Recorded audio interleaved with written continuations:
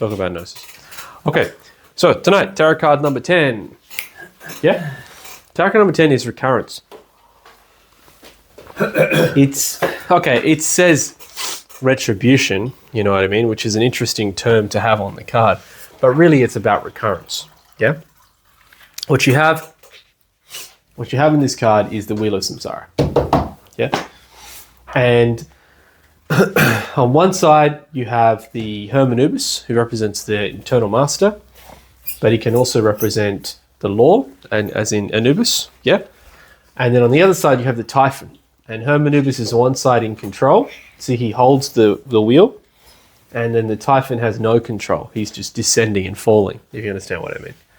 In the waters, we have the white and black serpent, except here it's just two red serpents. There's a little bit of a failure there on the creation of the card, wasn't it? But yeah, here you have the Kunda buffer and the Kundalini. And it's interesting to note that they are the foundation or base of the wheel. You see? They are the foundation of the wheel. Then, at the top, we have the Sphinx, which represents initiation. The tarot card that we just did before, number 9. Okay. So, what does retribution actually mean? What will bring retribution? Isn't it like, I can't remember. It's not revenge, but it's like to bring something back, right? Punishment inflicted on someone as vengeance for a wrong or criminal act. Oh. So essentially very similar to, kind of like revenge, but it's a little bit more like the judgment. Which is why I think this is such a very strange name for the card, because really the card's about recurrence. And then on top of that, you've got the axiom, the thing it says here, the Wheel of Fortune, successful dealings and changes. I've not ever found that to be the case with this card at all. You've not ever found what to be the case, sir? It's like successful dealings and good changes, you know? I've never, ever found that to be the case. I have found this to be the card of recurrence. It is about recurrence. Yeah, that is the main understanding of this card. So, let's talk a bit more about it. So as we said, okay. So first, the Wheel of Samsara, which is pictured in the middle of the card here. The Wheel of Samsara is actually the symbol of our physical world.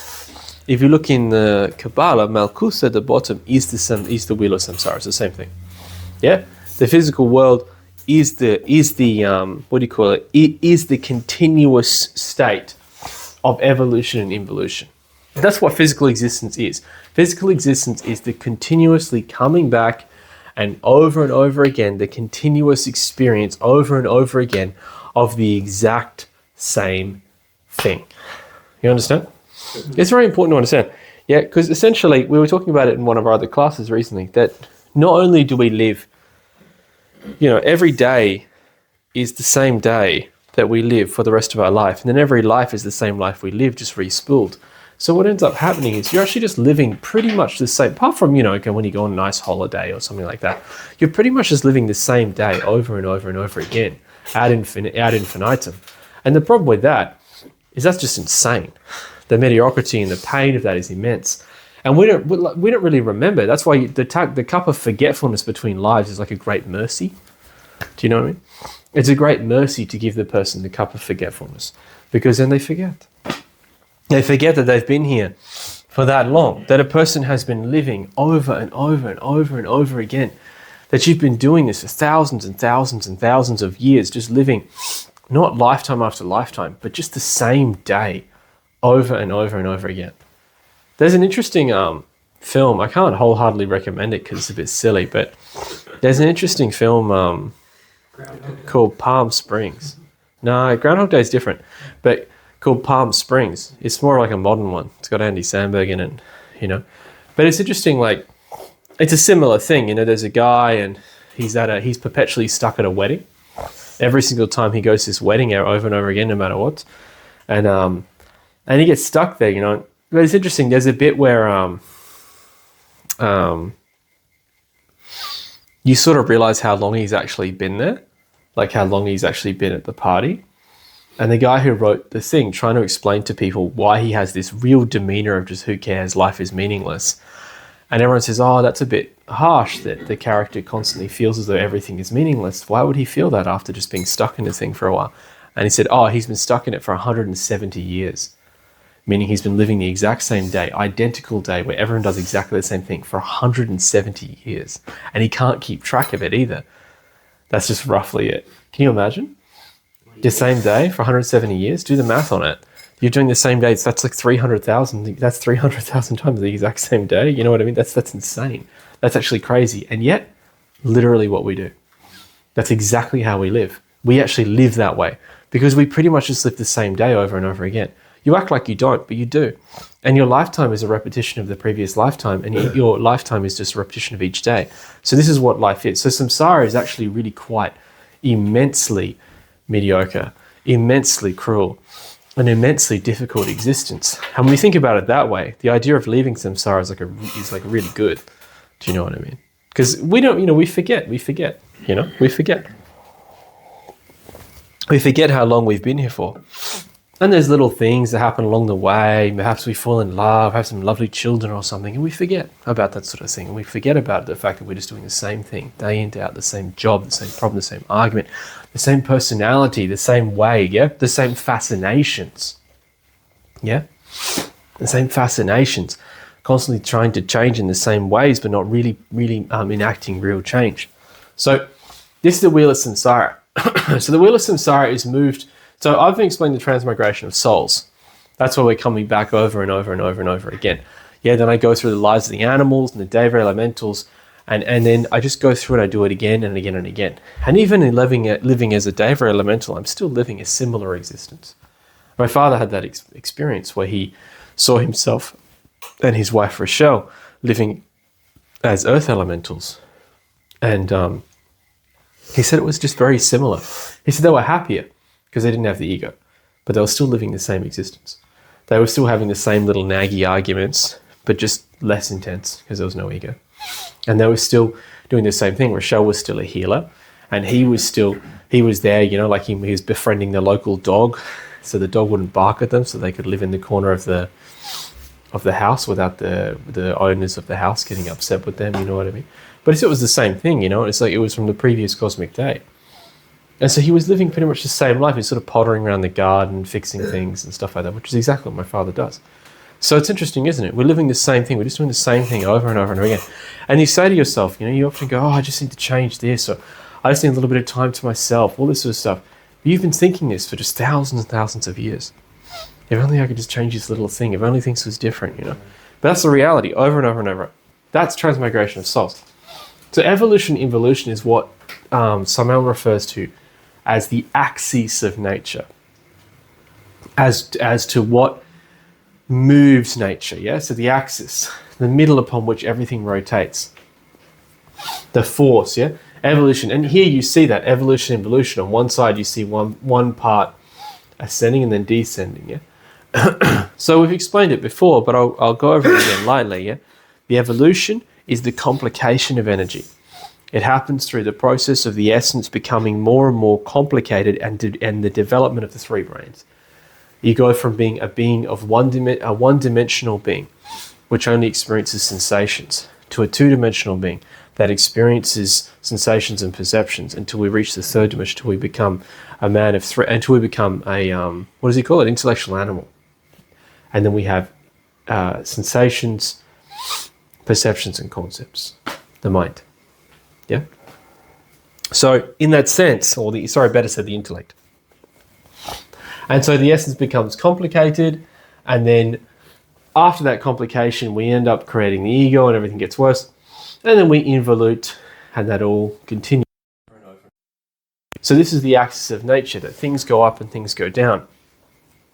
Every time that we see something is sort of falling apart, we have to remember that we'll eventually go up. Do you understand what I mean? The failure of the Australian economy. Everyone's like waiting for the moment the Australian economy is going to fail. They were predicting it since the beginning of COVID, yet the housing prices continue to rise. You know what I mean? The bubble must pop, they say. It must pop, and yet it continues to rise. Maybe we'll be popping when we're finally invaded by China. We've reached the end of the circle, right? But who knows, yeah? But this is the way it is. Yeah, this is just the way that it is. Sometimes things are going to be moving in an evolutive path, meaning that they are actually going to be becoming more complicated, not better. That's an incorrect way of thinking. A master, Samael talks about a master in a previous cosmic day, attributed the words good and bad to the evolutive and involutive processes. And he said in doing so, gave himself enough karma to fill another Mahamanvantara. And he said the problem with that is that that's not how it is. Yeah? People use the word evolution to mean that a good thing. So they say, oh, the soul is on an evolutive path. That's incorrect. Evolution is just the complication of energy. So it means that when when a society is on an evolutive path, what you see is they're just becoming more complicated. So when Rome was on its evolutive path, yeah, they had created the systems of roads, the aqueducts, they created the city and all this sort of stuff. But at the same time, that didn't make them better people. In fact, while that was happening, the Romans were becoming more lavish, more cruel. You know what I mean? The people who were living in the cities were actually totally losing the plot, if you understand what I mean. Whereas people out of the cities were quite happy. People in the cities, that's what we were reading about in Beric the Briton. The people living in the city were actually losing the plot. And then eventually it reached this point of just too much, and then eventually it tipped over and began to then fall apart. And then everything stopped working. And that's the system. Like our global economy was evolving for a while there, remember? It was moving. We were our Australian economy is tied quite strongly to the American in a way. And you sort of see it was like raising, remember? It was raising. Everything seemed like it was getting better. You know, cars seem to always be getting better. Houses seem to always be getting better. Do you know what I mean? This is 20 years ago, just to be clear. 20. This is 25. No. This is 30 years ago. Everything seemed to be just getting better. You know what I mean? When Steve Jobs unveiled the iPhone 3 or whatever it is, or 4 or something, that was when everyone was like, wow, how could it possibly get any better than this? And it didn't. It didn't. It started going down. Do you understand what I mean? And it just got more and more complicated. Suddenly, software is no longer something you buy and own. It's something that you have to subscribe to, which means that it's never actually improved, if you understand what I mean.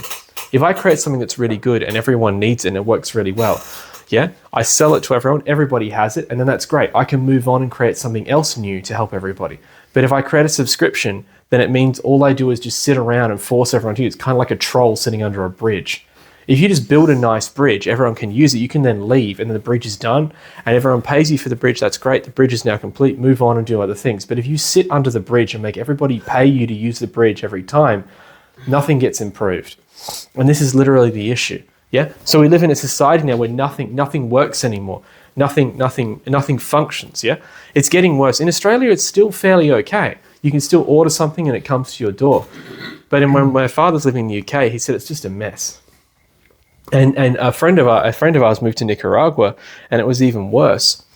Yeah, they ship something to you. The person charges you double, charges you a bribe fee to actually ship the thing, and then they still steal it. It's like you got screwed at every end of the equation. Got bribed, everything. You spent thousands, and you still. My friend brought 2 full shipping containers from Australia. They emptied the whole lot and sent him 2 empty shipping containers. Oh. And he had to pay bribes and fees for 4 months just to get the containers sent him. When they finally arrived, they were empty. The people they had stolen everything in the containers, every single item that he owned. They stole a lot. That's a system that is completely corrupt. That's an involuting society. Did he get it back? No, of course not. Is he back in Australia? Yes. In Coffs? Down in Coffs, yeah. Somewhere down there, causing problems as always. But so the thing that's important about that is I'm trying to show you that's involuting. And so the society's involuting. The whole of the global economy is involuting. Nothing makes sense anymore. Everybody's miserable, yeah? But again, eventually it might evolve, but that doesn't matter. It will just be moving on a different pathway. When it was evoluting, there was just as many issues as well, if you understand what I mean. People were beginning to get bad appetites. When the phones were all... Remember when the iPhones were released, what happened? What happened when the iPhones were released? People became completely fascinated with them. In other words, the motion that would eventually become involution was set in motion. People say, couldn't we just have the iPhones without being fascinated? No, you can't. Because that's the problem.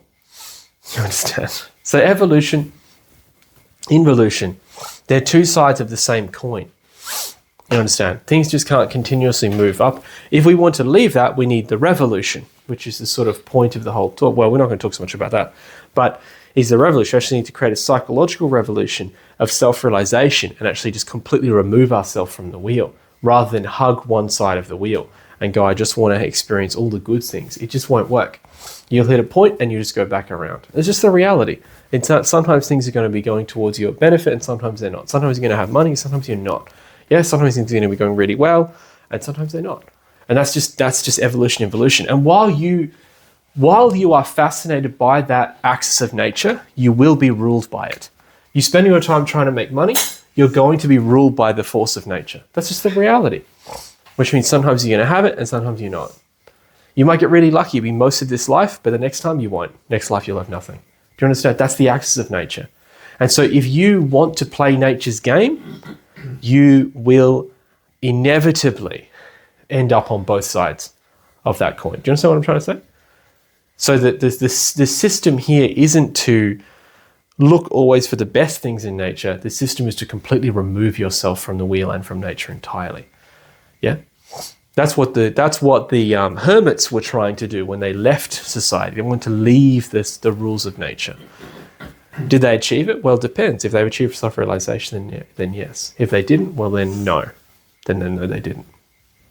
So, okay, I don't want to talk too much about it, but I'm trying to point out evolution and involution. This is not good and bad as such. This is just the way that it works. Yeah? A civilization rises, a civilization falls, if you understand what I mean.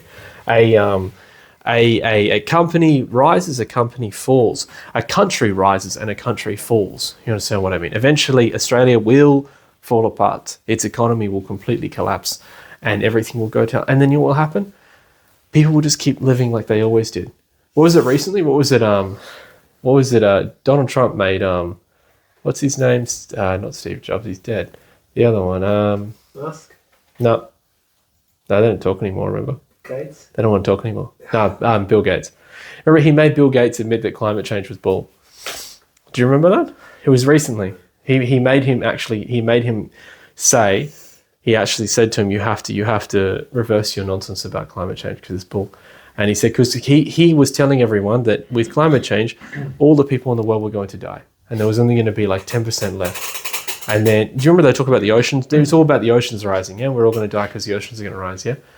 Anyway, Bill Gates had to amend his statement because Donald Trump said it's actually incorrect, and if you keep going, it's going to be problems. And so he amended his statement. You know what he said? If the seas rise, no, not a lot of people are going to die. He goes, it will be very inconvenient and very large amounts of land will be lost and people will have to move, but humanity will continue. And that's the truth. That's actually the truth. If anything were to happen, things would continue. What's actually much more likely is everyone's going to die in a giant nuclear holocaust before that happens. Long before that happens. Before the ice caps melt, we're going to blow each other to smithereens. And that's definitely what's happening.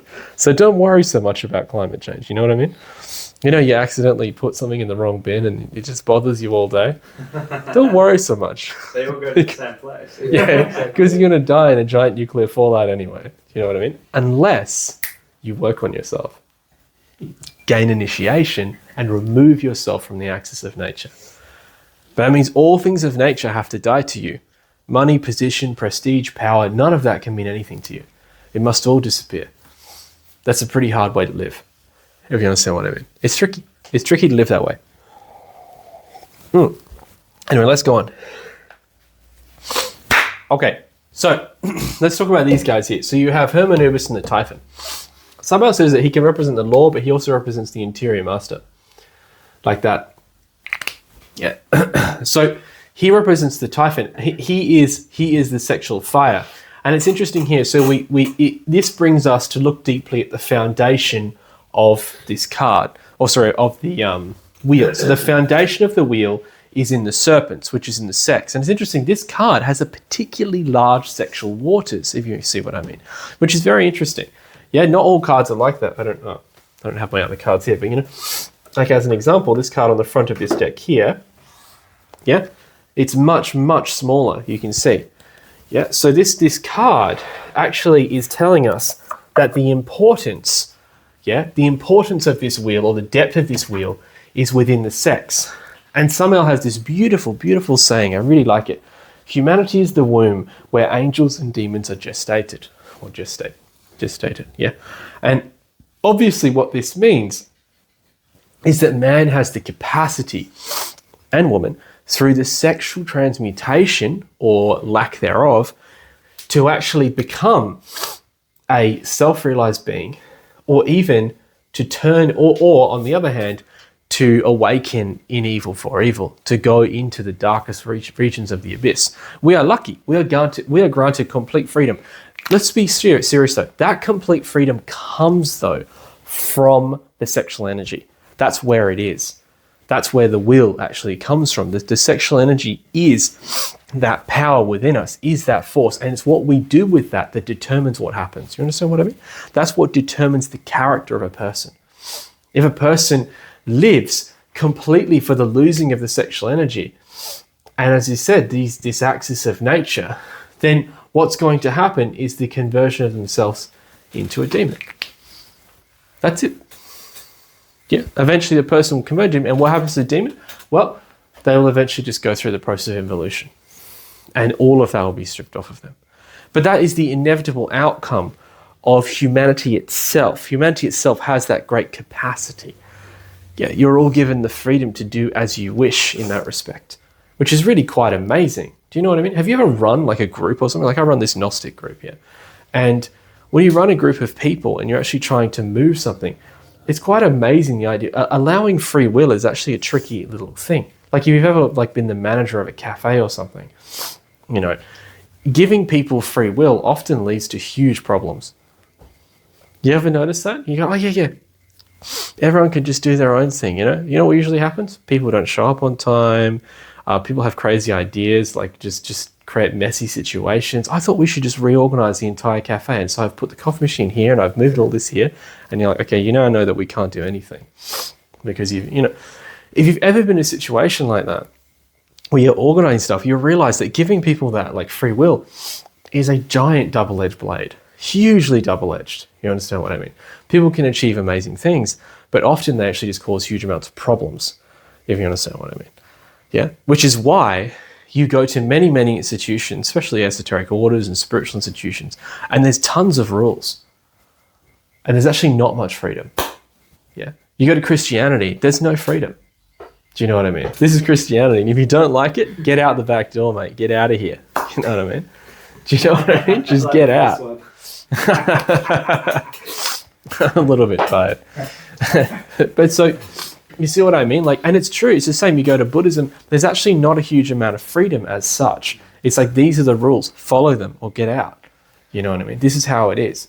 Yeah, and if you try to do anything otherwise, no, I don't want to deal with that, you know? And so it's interesting, isn't it? Now, let's try and see things from the perspective of the great invisible, yeah? The power of the absolute. It's the absolute that allows this. Yeah, if you remember this, the Origin of the Eye lecture, we talk about when this Luciferian fire first woke up, when it changed and we suddenly had the two serpents. Before that, we didn't have that. We were innocent elementals. We pretty much just lived how nature wanted us to live. That's it. If you understand what I mean. Some people still created a revolution themselves, but it wasn't so common. So, in that sense, when that fire awoke, suddenly we actually had this choice. We could do what we wanted. Now, have you ever thought about the power that it takes of the absolute to allow something like that? Do you know what I mean? Think about that for a moment. The absolute allows a whole humanity to basically just hang itself, if it wants, or turn itself into, or turn, but also gives it the door or the capacity, gives them the capacity to either destroy themselves or turn themselves into great beings. That's a very interesting thing, isn't it? Because I've been in these situations before where I'm running a group and I want the best for everyone, so I start to control everything and say, no, you can't do that, you can't do that. Don't do that, don't talk that way. Don't do this, don't have any freedom. You know what I mean? Interesting, isn't it? So the activation of that fire within us was a really massive choice on the part of the absolute to allow humanity choice. You understand what I mean? To allow humanity the ability, and therefore changing humanity into this, yeah? Changing humanity into this thing where it could become something amazing, but also could become something I'm going to be honest, completely useless. You know, the demons think they're the most powerful people ever. You know, these guys that run the world, super duper, whooper duper billionaires, they're not even on the billionaires list. You know what I mean? You know, like if you got the billionaires list, what's it, Mr. Muskie Boy and the other one? Everyone, was it one of them? I can't remember. They're both fighting to become the first trillionaire. Do you know what I mean? What an absolute waste of everyone's time. Yeah? But you know, those guys have nothing compared to the real guys.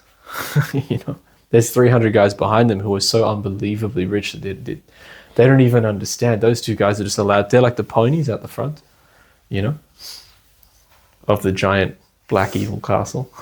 You know, they're the two little My Little Ponies at the front. Yeah, here, look, this is the, oh, they're lovely. But behind them is like the castle of Clinzel, death and vampires. You know, they're the real. And you know what those people, they think they're fantastic. Oh, look at me, we run the world, we run politics, which they don't anyway. They're always cocking it up. You know, like the Black Lodge would have you think that they run everything, but the reality is they continuously make mistakes. That movie, Don't Look Up, is a perfect example. Where it's like they're trying to run everything, but they just keep ballsing it up. They keep making mistakes. The guy says, oh, I'm going to change the world. And then when he blows the world up, he just goes, oh, we'll just go to the next world. And then when he gets to the next world, like half the pods blow up and they just get killed by random wildlife. And that's exactly what those people are like. Yeah, when you meet those people, they think they're so full. I've worked for guys like that who think that they run the world. But the reality is, they're idiots. They think they run the world and they don't even know how the simplest things work. Oh, I run the world, so you have to fix it and do it this way. That's just not how it works. Why? Because timber doesn't work that way. You can't bend timber to your will. I'm sorry. I know you want to, but you actually can't make it work that way. Oh, I've got this much money, just do it. It won't work. You know what I mean? But this is the thing, they think they run everything. In reality, they're run by their own impulses. These people are ridiculous. So, as I said, we have this choice. Am I going to become is the Kundalini going to awaken inside of me, or is the Kunda Buffer going to awaken inside of me? That's really what's going on. That's what's happening in this card. Yeah? So truly, the problem of humanity on the Wheel of Samsara is a sexual problem. That's why it's the Pearl of Great Price. A beautiful story from not the Gospel of Truth. Gospel of Thomas? It's from one of the Apocryphal Gospels. Yeah, the Dead Sea Scroll Gospels. The Pearl of Great Price, where he goes and he finds the he's sent by his father to the other town. I can't remember, to pick up the Pearl of Great Price, and then he goes there and just forgets who he is and just ends up sort of just sitting around drinking and not doing anything. And then his father sends him his robes and sends him, I think he sends like an eagle or a phoenix, you know, with a message to tell him to remember that he's got to pick up the pearl. And he just realizes what he's doing. You know, it's like, imagine you go his town, you buy absolutely everything, you get absolutely everything, but you forget the pearl, then you've done nothing. And that's what it's about. And so he goes to find the pearl, and that's the pearl. The pearl is the sex, is the fire. So the whole point of him going out into creation is just for the pearl. Everything else is of no consequence. It doesn't matter how many good charitable deeds I do. If I don't work on the sexual force, I'm just going to have to come back again. It doesn't matter how rich and powerful I get. If I don't work on the sexual force, it just doesn't matter. I'm just going to have to come back again. So I actually really have to start to make a choice. Like, do I actually really want to pursue a path of internal self-realization? Or am I interested in the process of nature? Because it's one or the other, really. Anyway, so it's interesting. As I said, the foundation here is in the sex. So we see this foundation here. That means it's really within the foundation of Tantra. Yeah.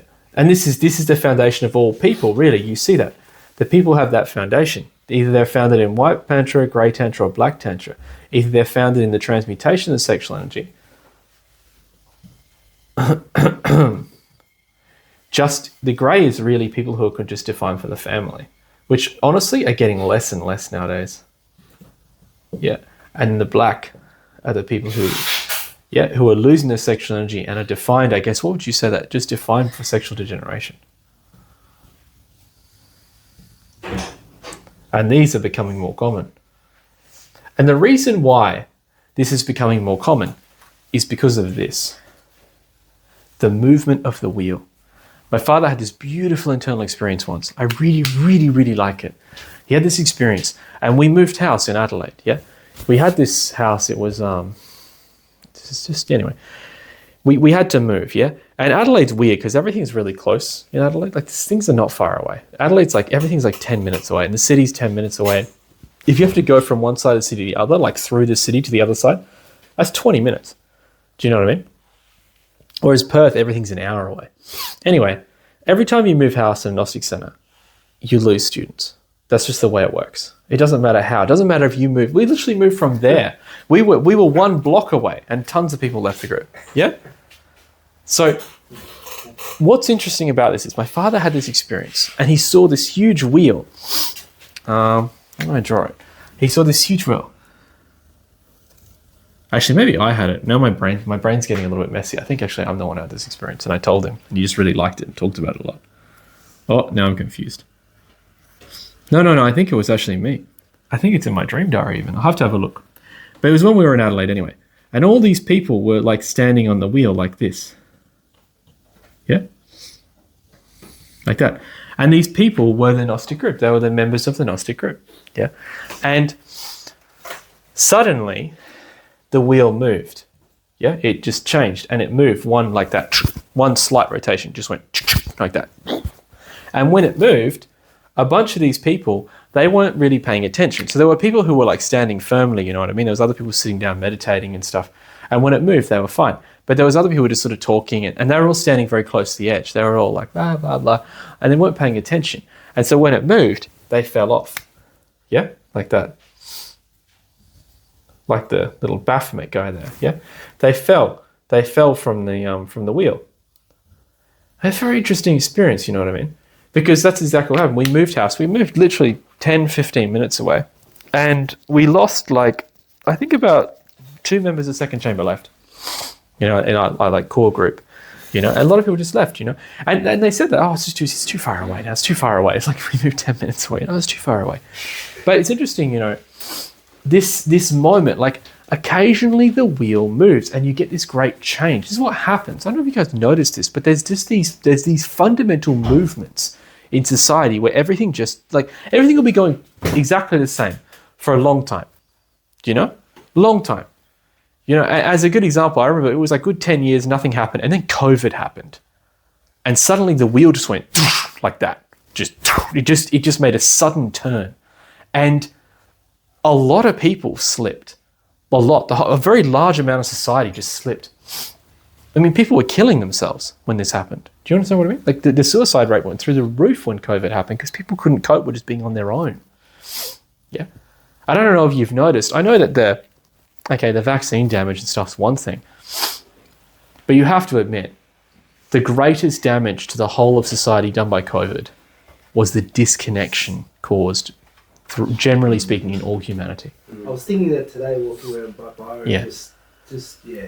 When did Facebook stop working? Remember Facebook Marketplace? Remember when it first started? It was amazing.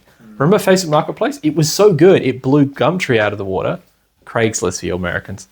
Yeah, here in Australia. It blew Gumtree out of the water, which was quite good. It worked well. Everyone used Gumtree.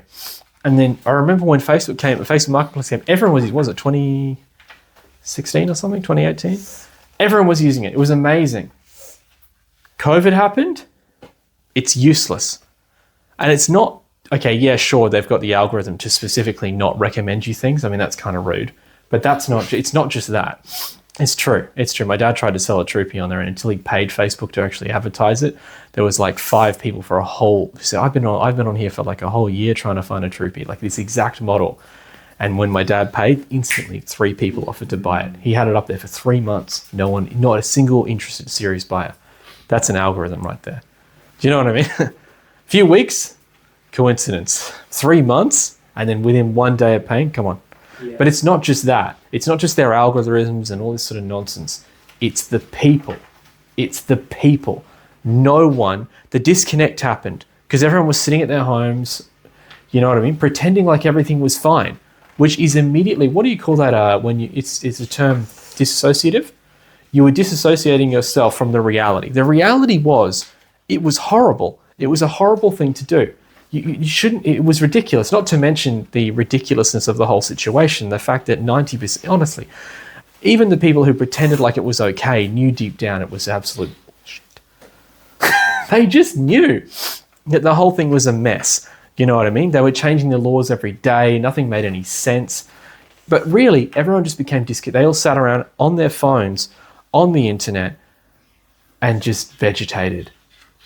For what was it? Depends where you were. Gold Coast, it was over in like a month or two. But for some people, it was years. 18 months in Melbourne or something. Yeah, Melbourne really took it like a, not like a champ. They took it like a small, beaten child. But, so what happened to society was a social disconnect. People started trusting machines more, but also they stopped, I could be wrong, but people just stopped caring about each other, just really to a humongous degree. As I said, people are happy now to say, hey, is that, whether it's said just on Facebook, like, well, is that available? And then never write back to you again. People, now when I try to run my lectures, before people would text me, say, hey, I'd like to come to the group.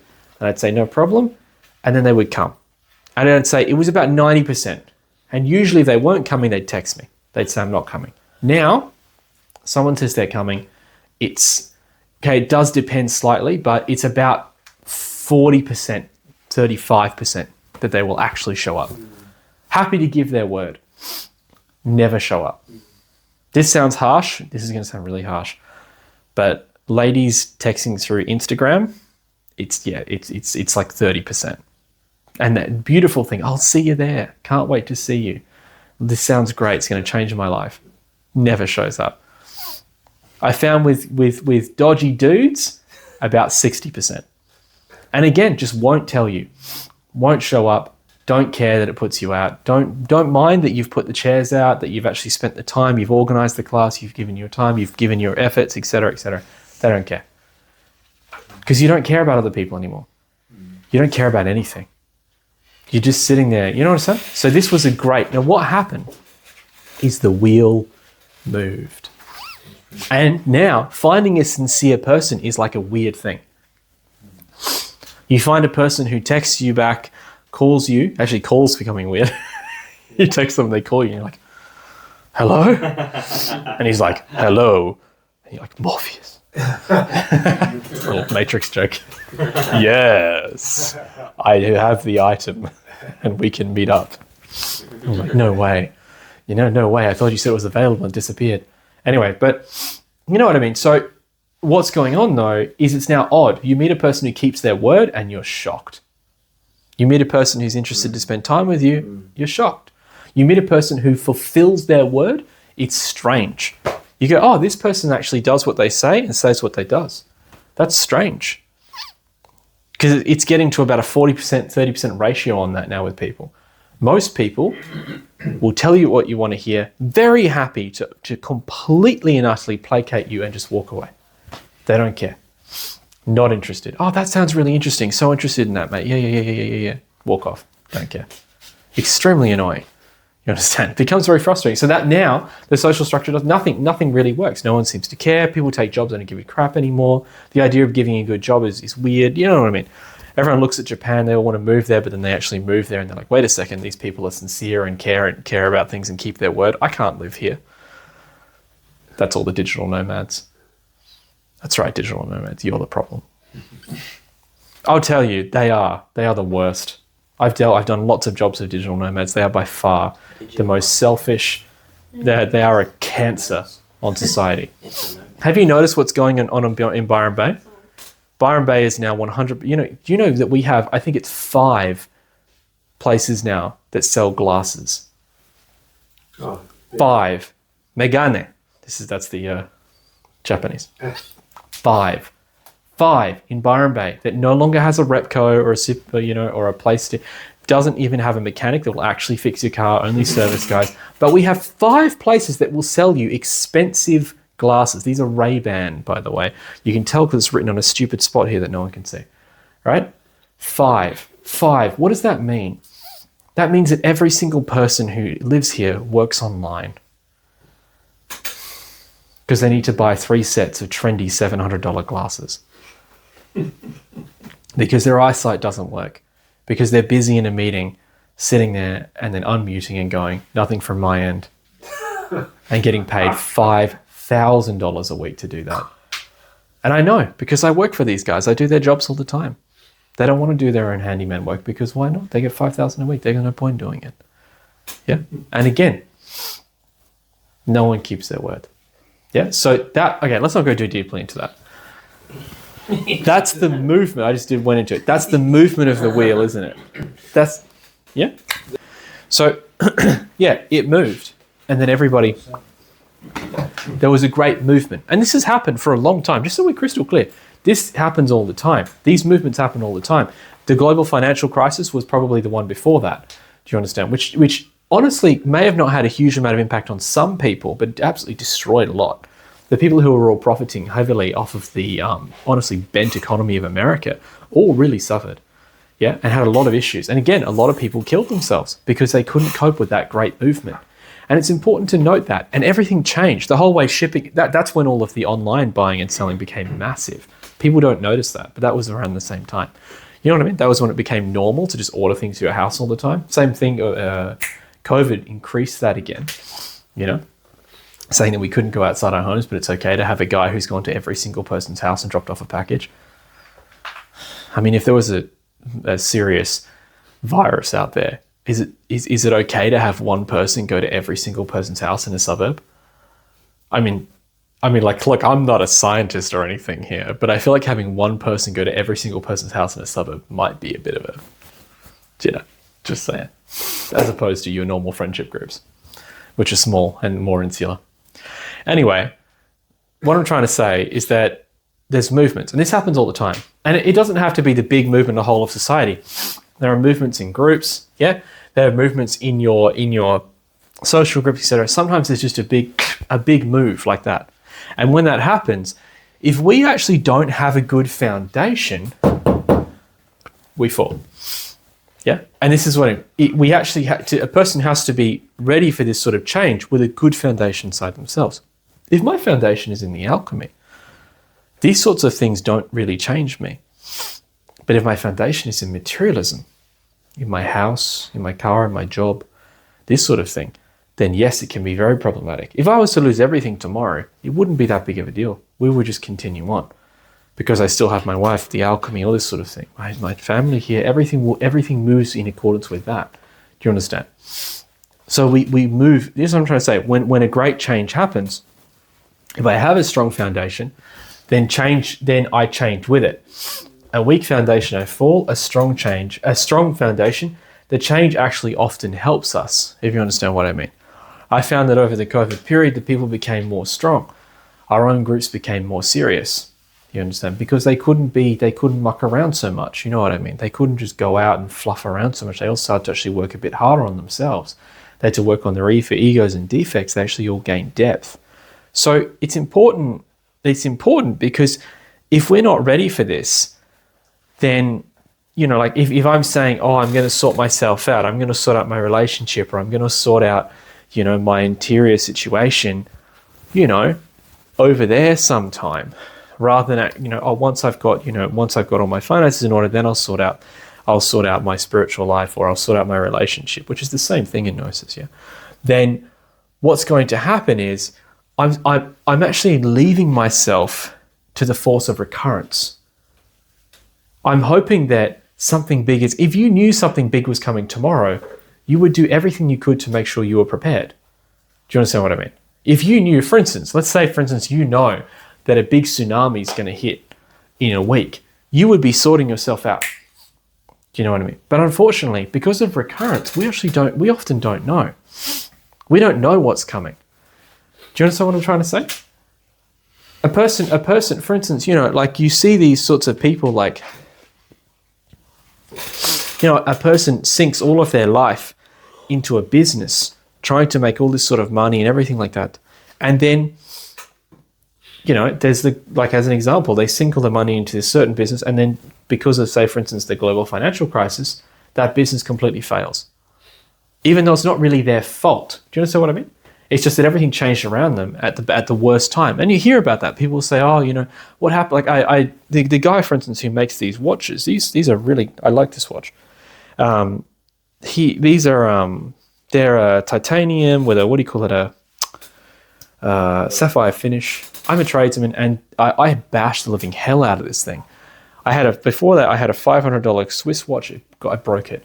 I had a Casio G-Shock, broke it. These are watches made by big companies that cost hundreds of dollars. This one's $100.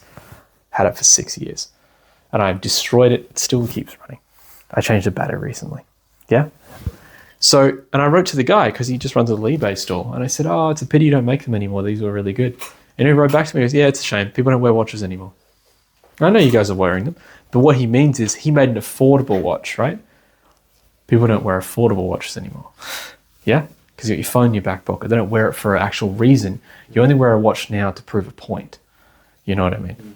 Most people wear a watch now. They wear a big, expensive watch to prove that they're rich. You understand? Or they wear a tech watch so they can be more fascinated. So you wear I saw a guy with one today. So, you read one so you can read your text messages. You know what I mean? Or you also you can be obsessed with your latest diet regime. It tells you, oh, your heart rate just dropped. And you're like, oh, okay.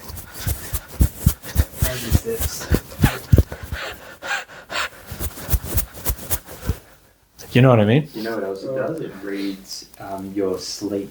So how well you sleep. Oh, yeah. What is it? Like REM? REM, yeah. Whatever Yeah. amount of deep sleep that you get. And Okay. Yeah. whether you're breathing through your nose or your mouth. And There you go. So it monitors you while you're sleeping. That's not creepy at all. no. And so, and you're encouraged to wear it all the time so that it can send its data back to the thing for no reason other than for you. It's all good. It's trying to help you, but it does send the data on how you sleep back to its giant data hub, where its weird AI compiles it into an algorithm and tries to sell you stuff. And so all this stuff, it's interesting. But he came at the wrong time. I remember it was like 2017, 18 or something when Ruby bought that, and people were still wearing watches all the time. It was quite normal. You didn't want to pull your phone out all the time. You just want to look at your watch. It's fine, And then suddenly, he comes in. It's the wrong time. You see what I'm saying? So because of recurrence, your situation doesn't work. You may, what is it? I don't know. You may jump in on the coffee scene, then finally, coffee doesn't work anymore. When you finally jump in on the coffee scene, there's a giant, revolution in Brazil, and they burn down all the coffee farms, and that's it. You know what I mean? You jumped in at the wrong time. So, but again, we don't know, as I said, because we are unaware of my recurrences. I could be working my whole life. There's people like, oh my God, Steve Jobs, such a good example. Worked his whole life to create an empire, and then he just died. That was it. Oh, I created a massive empire. I did this fantastic thing. I ruined the whole world with these fantastic phones. And then he just instantly died. Do you know what I mean? And you know what I mean? Like on his deathbed, it's like, man, I wish I spent more time with my family. That's what he said. I wish I spent more time with my family. Because I just wasted years in ambition. Also, because he doesn't know the recurrence. He doesn't know what's coming on the wheel. He doesn't know that his life actually ends here. He's planning for here. I'll spend time with my family in here, but I'm going to make lots of money up to here. If you knew, you wouldn't do that. If he actually knew he was going to die at 54, was it something like that? Then he wouldn't have lived the way he lived. This is recurrence. So in reality, we must live with a strong foundation all the time. I must have the sexual foundation correct all the time. I must sort out the situations and have everything in order right now. Yeah, because when the movement comes and when recurrences come, I'm already in the right position.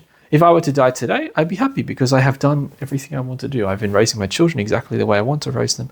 I have been working for this Gnostic group. We've now got the online thing, whatever. But the thing is, I'm exactly where I need to be. My sexual energy is being transmuted. I'm working in the alchemy. I'm working for the initiations. That's the top part there. I'm doing everything. Okay, yep, you could say, oh, but you died early. You didn't finish it. Yes, but I was exactly where I needed to be. And I was doing exactly what I was supposed to be doing. I was working in accordance with the bee. Everything was fine. Yeah? Rather than, once I have all my life in order, then I'll pursue. That was a big thing, for instance, in the, what's it called? Like in Japan and China, they really had that. It was quite a bad, not habit, or just a bad way of doing things, an incorrect way of doing things, where like a person would, it's very wealthy people, and like this is still common, would, live a whole life as the king or the emperor or something, whatever.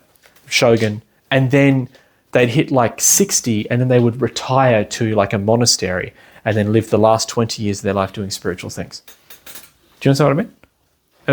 But it's like, so what happens if you die? You're 59 or you're 61? Well, you never did your spiritual thing. So what, are you going to hell now? Is that how that works? Do you know what I mean? This is what I mean. So I plan for a future that I don't know I have because I don't understand. I can't understand the wheel of samsara. So again, this all comes down to a person who's identified by the acts of nature. They're identified by the wheel of samsara. They want to have all the good things of the wheel of samsara and not have the bad things, as opposed to actually removing myself from the wheel. When I have a center of gravity that is not within the wheel of samsara, it's not within fulfilling desires, etc., then this does not affect me. Yeah. In fact, opposite. Usually it's the opposite. A big change happens, and usually it gives you a great boost. Big changes have happened, and we've moved with it. A big change happens within the group, and we move with it. Yeah, a big change happens in Australia, and we move with it, as opposed to the person who just gets blown to the side, and it destroys them. And I can see that too. The whole COVID thing has destroyed a lot of people, not just in separativity, but also in anger. Do you know what I mean? And just becoming really angry, spending their time online. Well. Sorry? Apathetic, yes. as well, lazy. I've noticed younger people, it's been huge. Yes. Really huge. I've noticed in the slightly older generation, though, a lot of people going online, looking up a lot of anti-Semitic stuff, all this sort of thing, and just getting really angry. Yeah. But again, not actually working, not doing anything. And those people that you send, they're the sort of people when you try to post on the Byron local page, hey, I've got a nice Gnostic group, you want to come? They're all like, F you, rah, rah, rah. And you're like, whoa. Like, you know what I mean? Like, what's wrong? You know what I mean? You know the cult, someone called me the Illuminati. And I was like, the Illuminati? I'm like, wow, you should actually come to the house and see where I live before you give me the sign of a wealthy man. I'm not that. What's that guy that lives up on the hill who's super rich and he's got all the women and he takes all their money? Serge? Yeah, I'm not Serge, you know what I mean? I'm not making millions defrauding the elderly women of Byron Bay, you know what I mean? I've actually, I actually spent the money where I should have bought another 90s van on going to Japan. You know what I mean? That was a big decision for us, you understand? So, yeah. It looks like Paul Session. What's that? He looks like Paul Session. And he talks like him too. There's a guy who teaches Gnosis in the Blue Mountains, and he looks just like him. Lunch with your dad. Oh, you met Paul? Yeah. There you go. 15 years ago. Serge looks just like him, but he's like the anti-Paul. He's like every single person who raises the fire and actually goes and self-realizes at the same time, someone falls. Yeah, so the higher Paul goes, the deeper Serge falls. I met mine. Hey, this is true. I met the person who's falling when I'm raising. Hey. Wow, is that actually a full? Yeah, we went to school together. I met him. He's Zinza. He's Chinese, but he invited me to his little black lodge, to his temple, and it was interesting because I'd heard that teaching. And I didn't think much about it. And then when I was consecrated into second chamber, I was, I actually started to take it more seriously when I was 17. And Zinza stayed pretty close to me. Like, a lot of my friends started to disappear. And he was like my tech friend. I don't know if you remember. It's like my one friend who was really good with computers. And just like anytime you want anything, he would like illegally download it for me and get it for me. So it was just amazing. Yeah. But, yeah, we were really close, but he was kind of similar. Like, his parents wouldn't let anyone come around at all. And I remember he actually like said, "Oh, you're cool." He was like, "You can come around to my house, but the only way you can come around is you have to join the religion I'm a part of." And then he sort of said, like, you have to go through and you have to stand in front of a mirror and like you have to repeat all this sort of stuff and like pay a fee and you can join in. And he's like, "I'll pay the fee. I just want you to like come around and hang out. But you've got to do it, or my parents will let you come over." And so I like told my dad, like, "Hey Dad, can I go hang out at Zinza's place? I've just got to like go and stand in a mirror and like recite some stuff, and then I can be part of his temple and then we can hang out and stuff." And Dad's like, "Hell no." There's no Black way you're ritual. joining some temple, you know what I mean? He's like reciting things in the mirror. That's black ritual. And so I didn't really think much of it. But then when I started moving on the minor path, I had this experience, and it was when we moved our second chamber from one house to another, and we did the chain of force to move it and to extract the energy and move it to the next house. And when we did it, I had an internal experience that night that I was given like the mission, or you could say like the office of doing that. So I was being told by some masters, okay, you have to go and get that energy out of that room, basically. And I remember I sort of like reduced it to a thing and then I put it in my pocket and then give it to us. So basically I had to like finish that, cancel that connection and then take it. And then I remember like going up, and it was like, it sort of went up into superior worlds and then was obviously redeposited in the new place. But when I did that, there was someone else in the house. It was super creepy. It was all dark. And it was a very intense experience. And I remember like someone was there, and he was a martial artist, and he was also one of those people who could like dead fall and stuff. You know, people can just fall straight on the ground. His instinctive center, he could just do whatever. Like he could just jump off a cliff. He could do anything. He had no instinctive self-preservation. You know what I'm saying? You meet people like that? They're the sort of guys who can just do like those. I know another guy just like him. The one who skated down Barcelona Hill. And he went the whole way down. Yeah, that's another guy. But yeah, he was pretty amazing. He could just jump head first in the ground, and it was pretty weird. But he started attacking me in the dream. And yeah, actually to fight him to get to, luckily I'd already moved the energy, but and then I stopped him, and he'd been given the task internally by his temple to steal that energy left over, the residual energy left over from our center. And I was like, oh my God. And that was when and then I had an experience later on that I go, he goes down. I go up, he goes down. And I was like, no way, I met him. We were friends for a while, right in the beginning. And we were both just starting to be interested in esoteric things, et cetera, et cetera, et cetera. And we were, a lot of stuff. We almost dated the same girl. Like it was yeah. What school, Mick? Can you say the school? His school, I know. I never knew what it was, which is a shame because it'd be interesting. But he just told me, he's like, oh, you need to join my temple. That was it. And his older brother and sister were at the school too. But they were exactly like him. Super intense, no friends.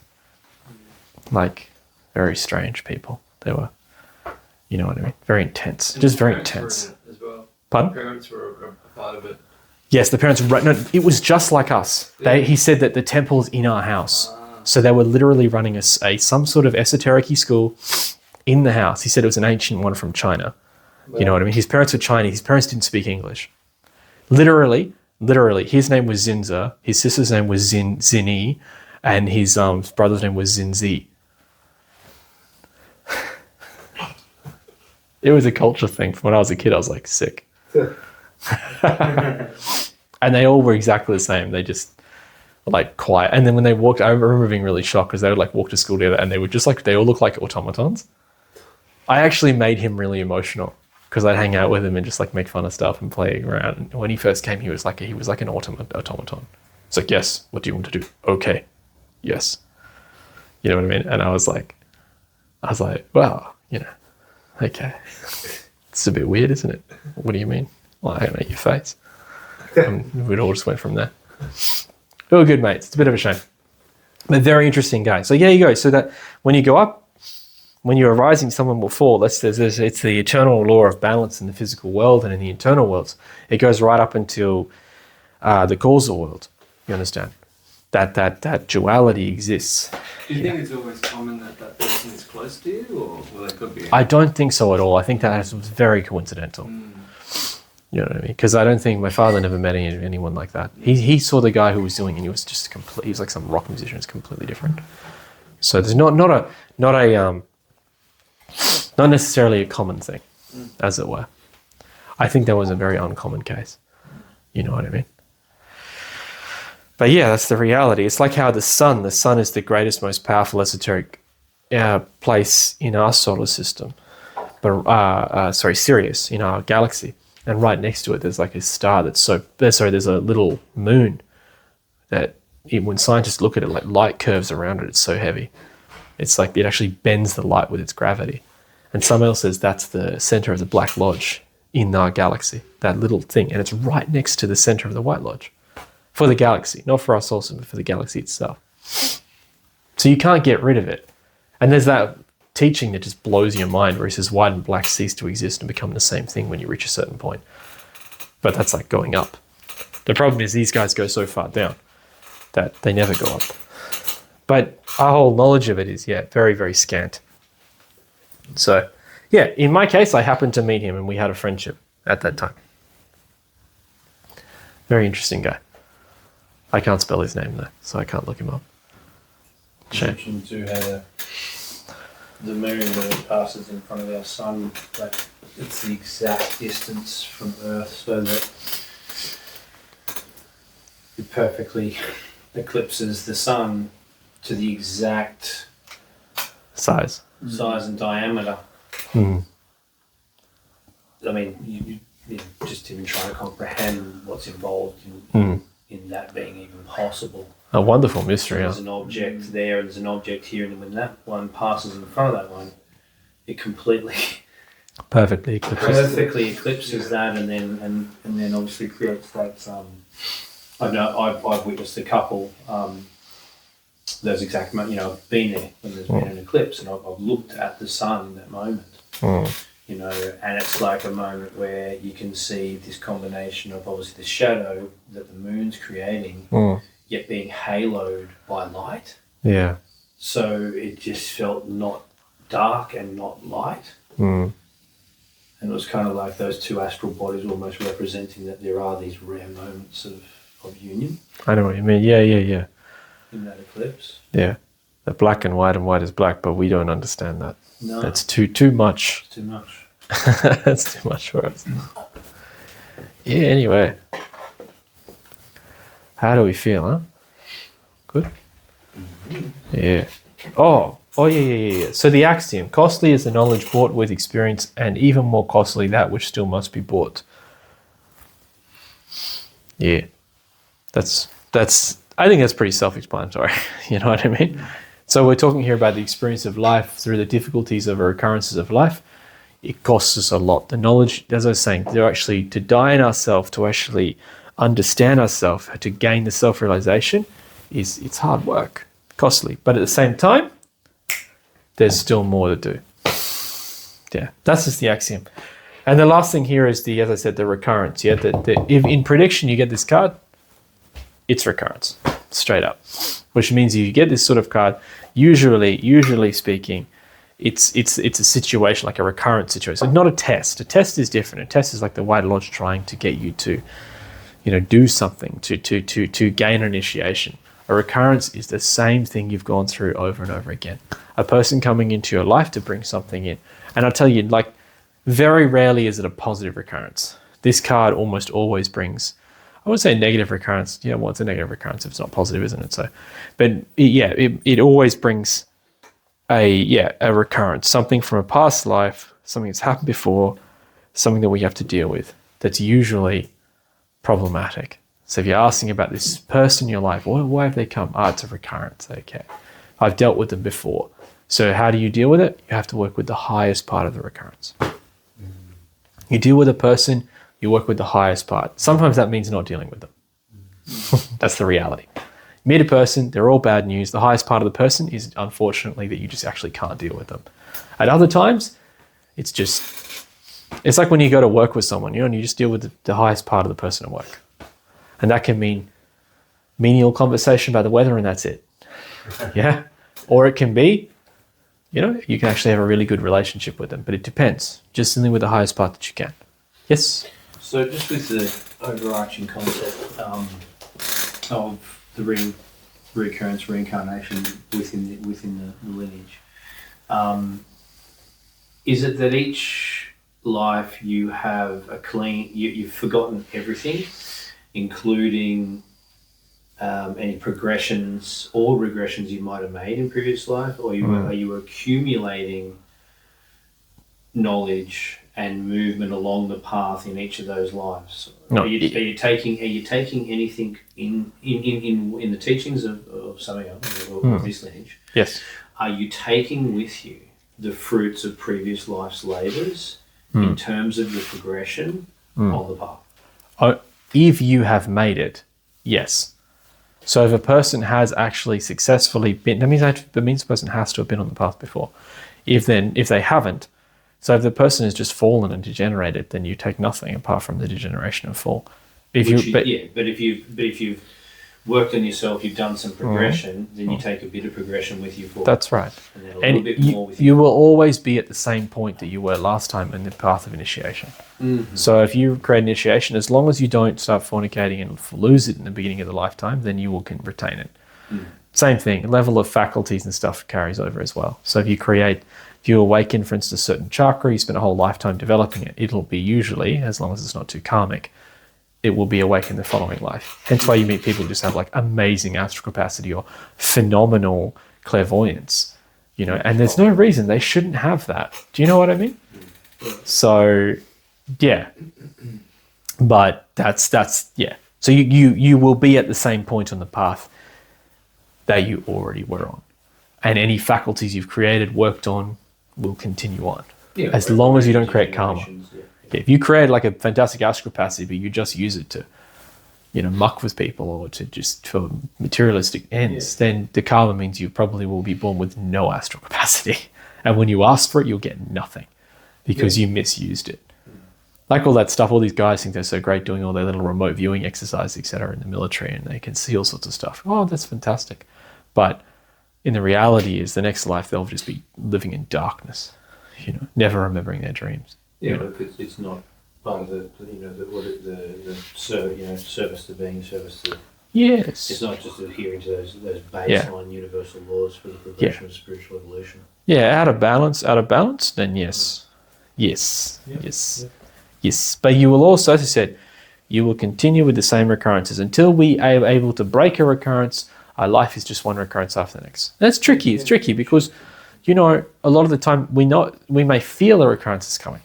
And this is tricky because you go like, I know that I have to be here and do this thing, but it's a recurrence. So should we? Well, you got to be very careful. Yes, because you meet a person and go, I know them. And it's like, but how? That's a Gnostic visionary, right? Yeah. Look, the reality, Eriko, is you got to work on yourself. It doesn't matter if you're a Gnostic missionary, if it's your first day, or, if you're like literally like one of the fantastic gods or quadrants of the universe. If you don't actually work on the mind and work to maintain consciousness, you're going to fall for the stupidest of things. That's just the reality of the esoteric path. Do you know what I mean? This is what I've noticed over time. What do you call it? No matter how many grades or accolades or whatever, if you don't actually do the work day to day, you're going to make stupid decisions.